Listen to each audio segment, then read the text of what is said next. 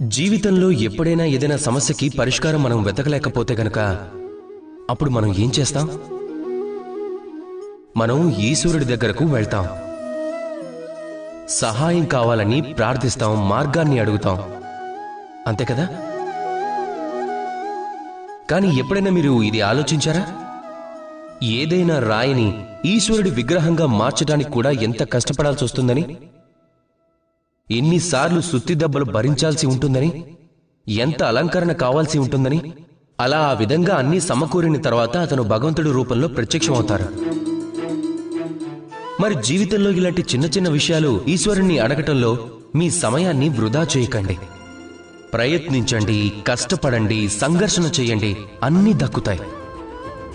కానీ ఒక ముఖ్యమైన విషయాన్ని మాత్రం మీరు గుర్తుపెట్టుకోండి, ఎలాంటి కష్టము చేయకుండా ఎవ్వరూ కూడా గొప్పవారు కాలేరు,